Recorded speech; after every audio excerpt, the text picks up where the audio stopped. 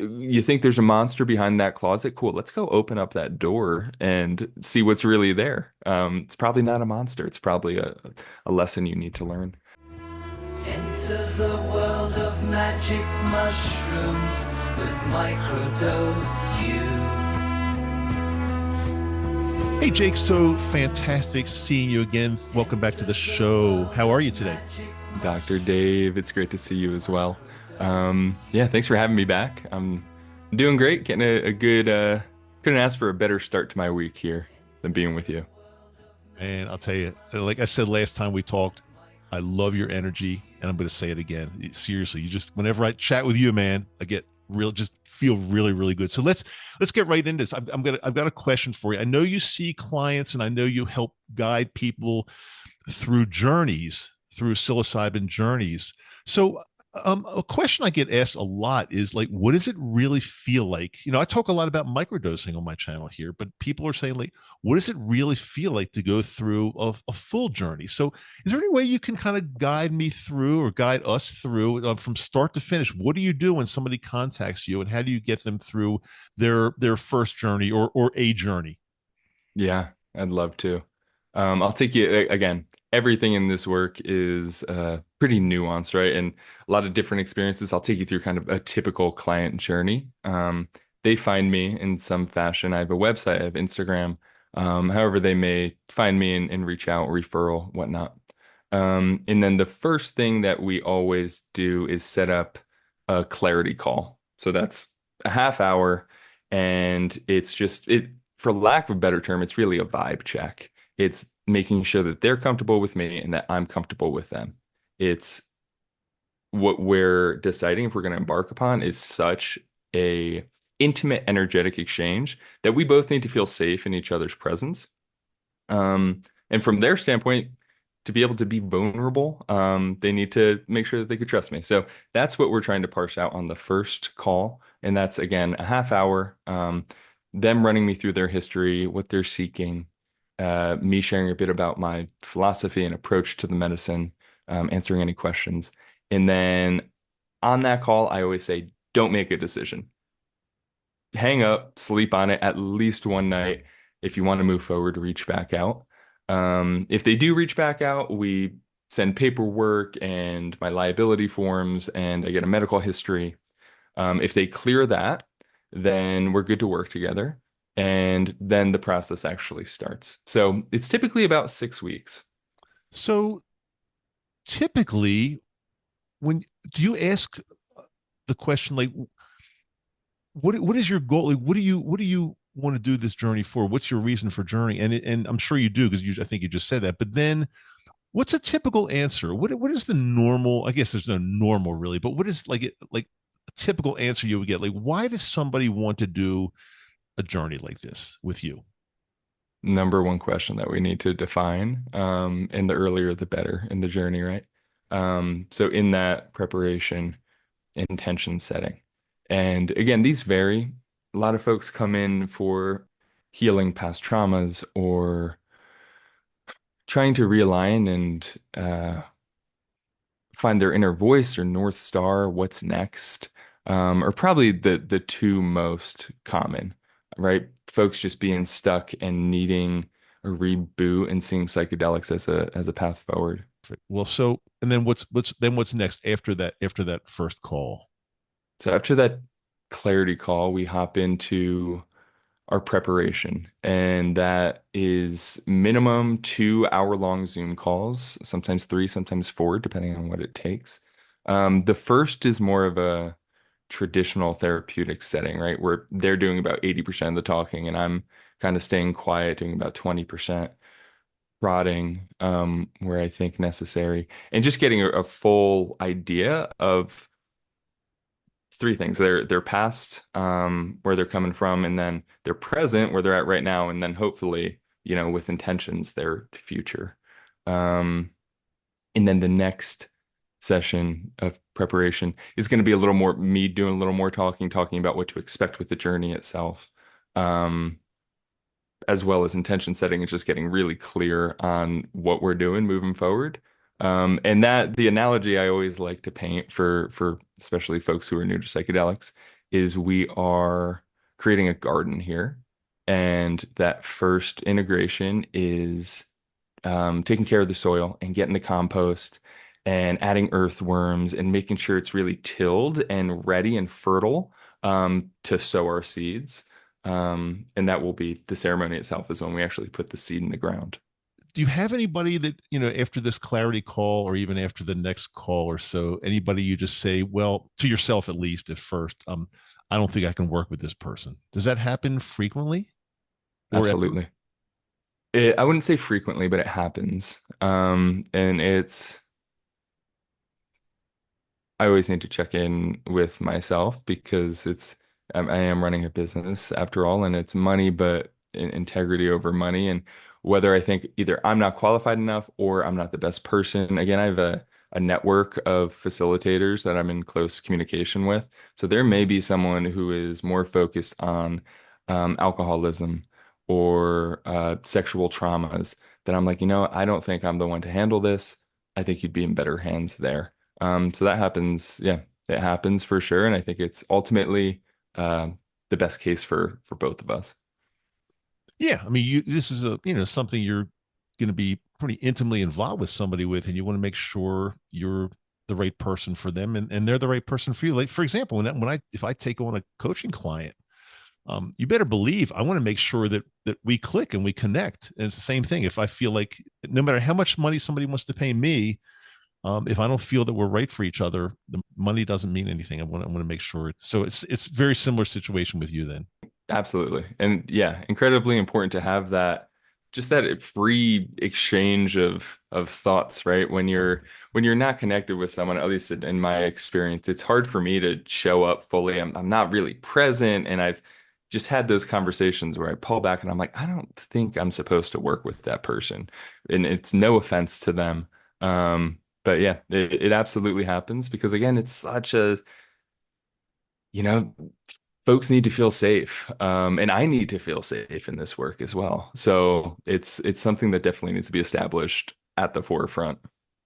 Totally. Sometimes when I was a practicing dentist, I let that go too long, and sometimes in the morning I'd see somebody's name on the schedule, and if I saw a particular person's name, I would start to get like feel nauseous, and I'm thinking like why did I ever allow that person to even become a patient in the practice? That's not what I'm here for. I'm not here to feel nauseous when I see somebody's name on the schedule. So no matter what we're doing, we have to feel really comfortable and really connected to the person we're working with. So sounds good, Jake. And so and then the next step would be what?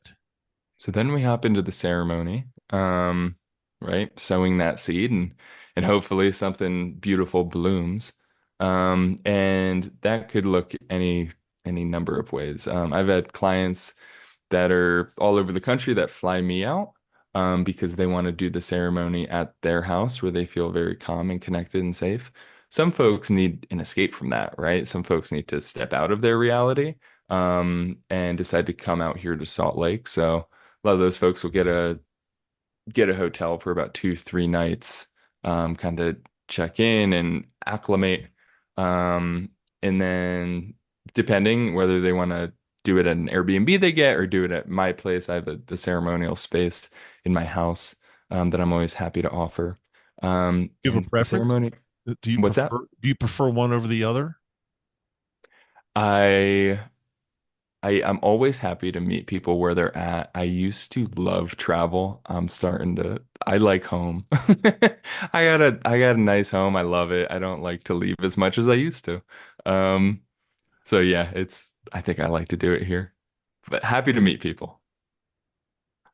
Especially if they want to fly you to like Maui or something like that.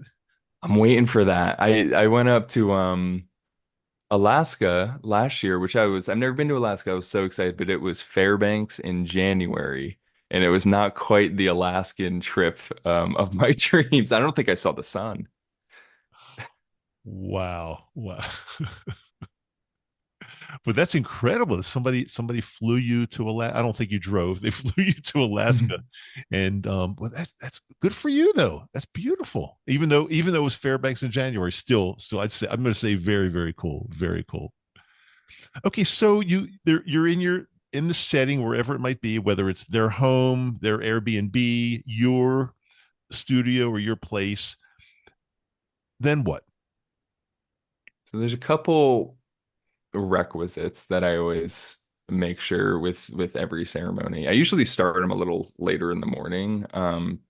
10 a.m. is the time I like because I need to get myself in check and I need to go for a run and meditate and do all my things and not feel rushed. And then most importantly, clean the space. Um, Sage and Palo Santo and do all that. And set up a comfy little daybed with an altar space where again I have my specifics for an altar, but ultimately the altar is their space. So I encourage them to bring an offering of some sort to place upon the altar. So sometimes it's like a wedding ring or a family photo. It could really be anything, but something personal of meaning just to place upon as an offering. Um, and then they, again, usually show up around 10 a.m. I'm a big tea drinker, so I offer them a glass of tea and we kind of tune into each other's frequencies. We don't hop right into it, talk about, what we've been talking about on a deeper level, what's been coming up this morning, all that. And then we'll partake in the ceremony itself and they'll speak their intentions aloud and um, ingest the medicine, and then they'll lay down and wait for it to kick in. Usually, 45 minutes to an hour, and then it goes all types of ways. Now, who picks the dosage? Do you recommend a dosage? Do they say something like, well, I think I only want to do 2.5 grams? How does it actually work? Do you suggest something? How does that work? Great question. I recommend a range, but ultimately it is their decision. Just as it is their medicine, right? And again, I don't provide any medicine. That's how I'm able to do so legally and pay taxes on this is a harm reduction service. Um, Folks source their own medicine in any number of ways. And then, yeah, based on what they're looking for in clients in the past, I say it may make sense anywhere between 3 to 5 grams of mushrooms, and then they decide on what feels right. Okay, so I guess I'm guessing they probably have an idea coming into it. They're probably not making that decision that morning, but I guess they probably think that, okay, when I come to see Jake, I'm gonna bring 4 grams, and that's what I'm gonna do. Like I'm guessing. They usually bring a little more because a booster is a fantastic option for folks, especially folks who are new and a little trepidatious at the beginning. Let's always start with less because you can't, if So, you've done too much, you can't back up from that, but you could always add on. So I pretty much always recommend or suggest the option of a booster. so tell me about that. Would it be typical then to say, well, somebody that's a little bit anxious about this, would it be typical to say, well, let's start off with 2.5 grams, but you have another 2 grams in front of you, so after, I don't know, I'm just making this up, after an hour and a half, if you feel you want it stronger, you'll take another 2 grams? Is that something that's normal or typical that you do? Absolutely. Very typical. I'd probably bump that time up to 45 minutes to an hour check-in. But you're right on with how the booster tends to work. And it's fascinating how often folks they know exactly what they need when the time comes. And they know if they want the booster. More often than not, they don't. They say, I'm fine right here. I'm enjoying it, but I don't need any more. So just a little off topic, but not really off topic, for just for a second. If somebody's watching this or listening to this and they're they want to journey at home on their own and they're not really that experienced, would you recommend saying, okay, well, at first take a little bit of a smaller dose, and then after 45 minutes to an hour, if you want more, you could take more? Is that pretty good practice, do you think? Great practice. I would go a step back even further and say, first, establish a relationship with the medicine and let's try a microdose. Have a Saturday on your calendar when you don't have any work. Again, establish a relationship with the medicine and the medicine with you and see how you feel. Do you feel super wavy with 100 milligrams? Then you're probably pretty sensitive and let's down your dosage. But it's yeah, I would never just jump straight into medicine. I always recommend microdosing for folks first time because it gives you kind of a general range of your sensitivity to the medicine. That definitely makes a lot of sense. And when somebody comes to see you and they bring their own medicine, do you normally ask them about the strain? Because typically, obviously, if they've got golden teachers, if you do 4 grams of that, that's going to be one thing. But if they've got like albino penis envy and do 4 grams of that, it's going to be, could be, I don't know, close to double or 1.5 times. So do you talk about strain with them as well, or do you just kind of trust them to bring the medicine, whatever they want, and that's fine? Absolutely. Strain is must know knowledge. The ideal situation, if folks are open to it, is they're testing kits online, which test the potency of your medicine, and they're like $20. And it's good knowledge to have coming into a ceremony. Excellent. Excellent. So, okay. So we're at the point where they've ingested the medicine. You're with them. 45 minutes to an hour has gone by. Then what? Well, again, then any number of things could happen. And that is, yeah, when me as a facilitator is really fully tuned in to this person. And I've had instances where folks are eye shade on, music going for 4 hours, and they're just laying there. And I could tell something's happening, but it's not. Yeah, my curiosity is not going to get the best of me. I'm going to let them have their experience. I'm always sitting there with my notepad, watching, keeping an eye, making sure they're safe, and logging. Um, Usually, it's not 4 hours of straight silence. They'll sit up and say what could be some pretty profound things. I've also had folks who talk for 4 to 5 hours straight, and it becomes a talk therapy session. And I'm jotting everything down, and they're connecting dots. Some folks are just verbal processors. Some folks are very somatic, and I have a yoga mat laid out, and they need to stretch and shake and dance. So it's part of what's exciting about this job is no 2 days are the same. And what happens if somebody feels like they start to feel super uncomfortable, or I'm sure you can tell, and I don't like to use the word bad trip because, there's no such thing as a truly bad trip. There's always a lesson in everything. But what happens when they take a turn for something that maybe becomes very uncomfortable for them? What do you do? Yeah, great question, and something that comes up fairly often, as you would expect, right? And you're right on with it's not a bad trip. It's a challenging trip. There's lessons that need to be learned there. Um, so my client will have that information in their head from the preparation, right? I'll prep them for what happens if things get uncomfortable. Why are they uncomfortable? What to search for while we're in this uncomfortable state. You think there's a monster behind that closet? Cool. Let's go open up that door and see what's really there. It's probably not a monster. It's probably a lesson you need to learn. So again, folks are prepped and primed for that.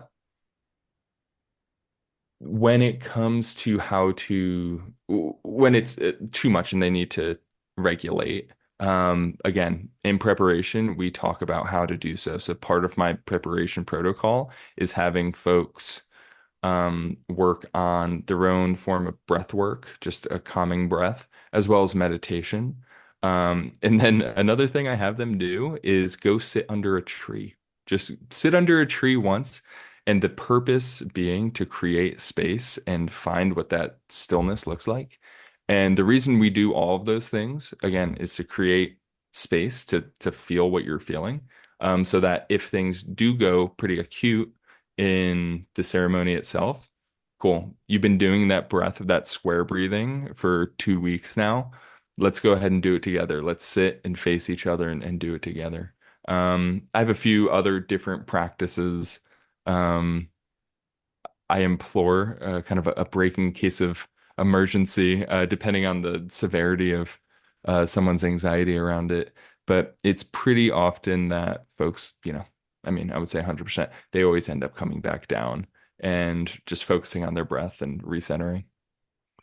But what do you do if they don't? If that you feel like there's more going on, and you feel like they're they need something more than just breath work or something like that. Do you have anything in your toolbox to get them to talk them down or get them down from something that seems like it might be more extreme?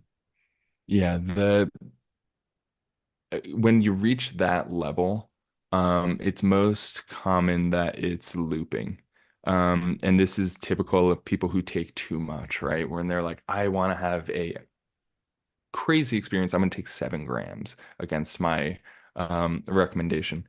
And they get in this state of looping that they can't get out. They get this one intrusive thought. They say, I'm stuck here. I'm going to be stuck like this forever. So at that point, we need to again refocus them and focus on their breath, but they need to talk to someone. They need assurance that it's going to be okay. And that's a moment when it's really good to have a facilitator and someone to guide them through that. Because in that instance, they do need some time to pass. Um, but again, I think that's happened with 4 or 5 clients. They always end up coming back down. Sometimes it's a matter of hours, um, but they always end up coming back. And just to put things in perspective, 4 or 5 clients out of how many that you've done? Over 100. Wow. Okay. So tiny percentage. Yeah. Are people, are your clients, when they ingest 4 to 5 grams of psilocybin, or psilocybin mushrooms, I should say, are they, would you say they're functional? Can they have like a totally normal conversation and, pretend everything's okay? Or give me a breakdown of how many can do that or how many can't do that at all, roughly. Such a wide variance. I've had folks have 5, 6 grams, be in perfect conversation. You wouldn't know. They would tell you that stuff's going on for sure, but naked eye, hard to tell. And then I've had folks with 2 grams of mushrooms having transcendental experiences. So there really is no rhyme or reason. It's part of the magic of this medicine. Um, there are variables in terms of potency of mushroom and what you eat that you could kind of control, but ultimately, everyone's experience is so varied. So let's say this journey is taking place and I'm just again making this up, but 4 into it, they're still with you. How do you determine like how to end this? When does it end? What do you do at the end? And how do you determine when that ending actually is? I determine nothing. This is fully on the client. I don't want anyone to feel rushed ever. So I block out like through the evening. And I've had some folks, stay at my house for 8, 9 hours, and that's completely fine. Um, Oftentimes folks they'll know. You'll see the arc and you'll see them start to come down. And every time they say, I think I'm starting to come down.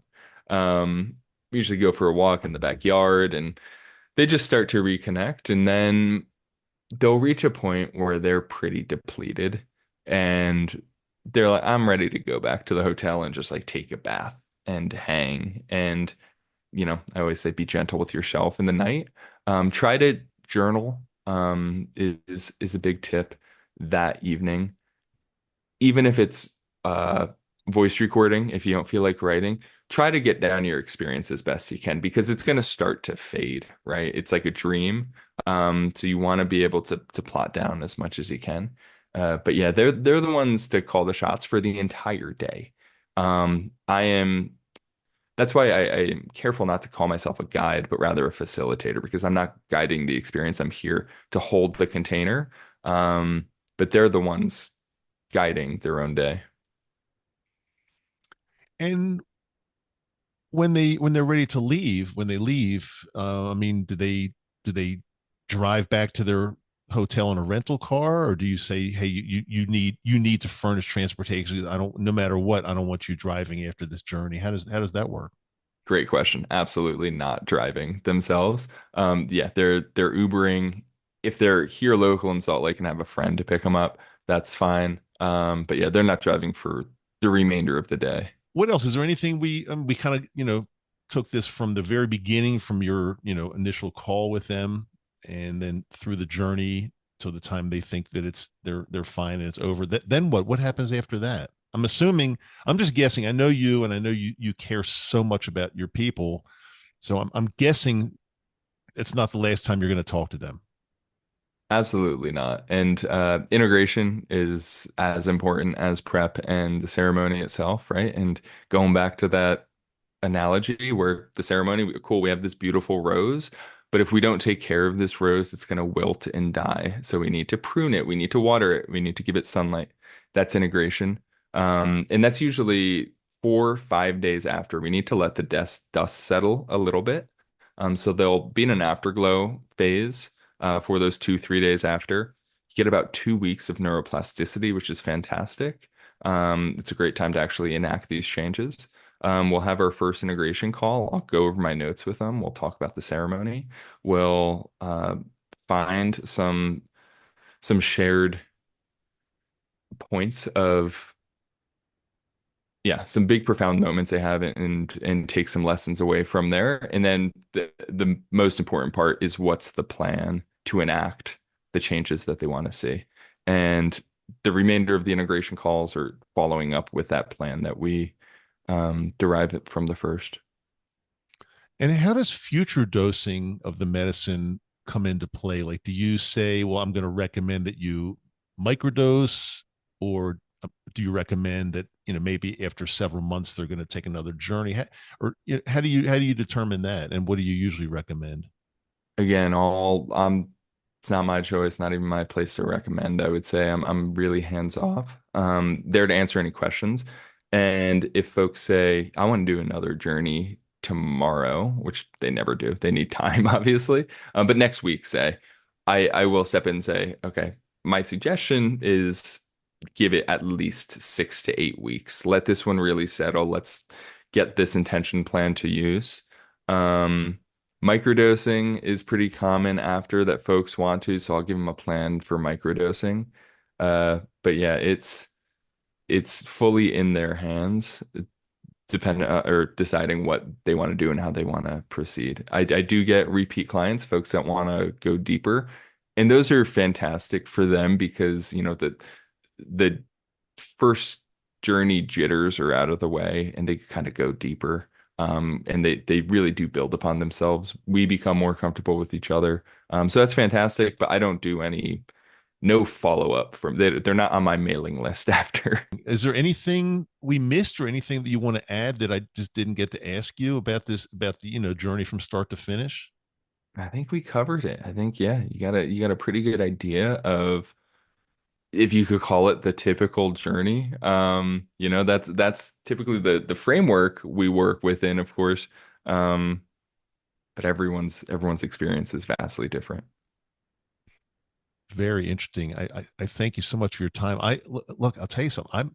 I think I might come by and do it with you. I mean, it's really interesting, and I would trust you 100%. Thanks, Dave. It would be my honor. I would love to sit with you. Yeah, we'll talk about that offline. Jake, if anybody is really interested, they like this information and they're curious, how would they get in touch with you? Thanks for asking. The best way is go to my website. It's SOL passage.com. And it's got all my information there and pricing sheets and everything you would need to get started. And you just reach out and then we schedule that clarity call. Incredible. Thank you so much for your time. Would you come back another time soon? I mean, I always love talking to you, and I think there's so many more things, so many more topics that you and I can discuss. I think people would really be really interested. Would you come back sometime? I would love to. I get so much out of this as well. So thanks for having me. Like I said, I love your energy. And maybe next time we do it, maybe we'll go back to, if it's warmer weather, maybe we'll go back to the tea shop. We'll see. But that was a cool tea shop anyway that you turned me on to in Sugar House there in Salt Lake. Shout out to Tea's Auntie always. We love them. Give them a shout out. They deserve it because they're so nice and their tea is just wonderful. Jake, thanks a lot. Thanks for taking your time this morning. And can't wait to talk to you again. I really appreciate you, my friend. Thanks, Dr. Dave. And remember, we have a brand new podcast episode that comes out every single Wednesday and Friday. It's Microdose U here. If you like this information, make sure you share, subscribe, like, all of the above, because it helps the channel quite a bit, and you won't miss any episodes. And as I say at the end of every episode, I love you, and I will see you on the next episode.